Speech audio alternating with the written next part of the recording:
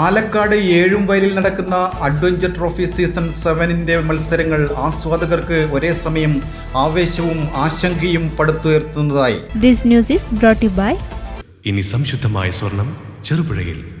ആലക്കാട് ഏഴുംവയലിൽ നടക്കുന്ന adventure trophy season 7-ന്റെ മത്സരങ്ങൾ ആസ്വാദകർക്ക് ഒരേ സമയം ആവേശവും ആശങ്കയും പടുത്തുയർത്തുന്നതായി.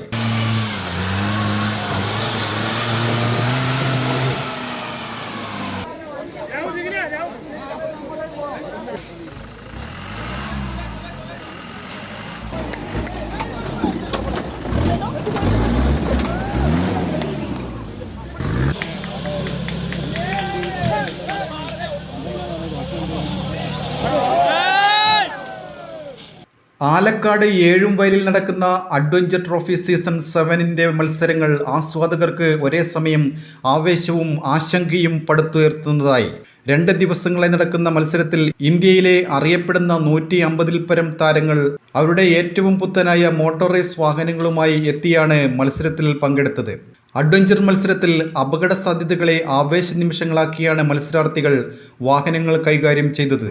മത്സര സാക്ഷികളായ ആസ്വാദകർക്ക് നെഞ്ചിടിപ്പുയർത്തുന്ന തരത്തിൽ 2 തവണ വാഹനങ്ങൾ മറിഞ്ഞെങ്കിലും കാര്യമായ പരിക്കേൽക്കാത്തത് ഏറെ ആശ്വാസകരമായി മാറി.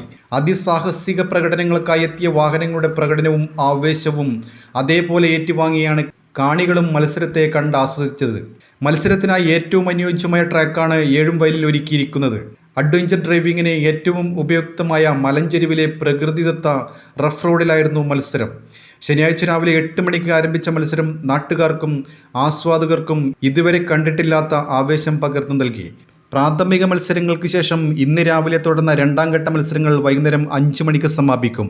12 ലക്ഷം രൂപ സമ്മാനത്തുകയുള്ള അഡ്വഞ്ചർ ട്രോഫി സീസൺ 7 ഈ ഗ്രാമീണ പ്രദേശത്തിൻ്റെ വരുംകാല ടൂറിസം വികസനത്തിൽ സുപ്രധാനമായ ഘട്ടമായി മാറും എന്നാണ് വിലയിരുത്തുന്നത്.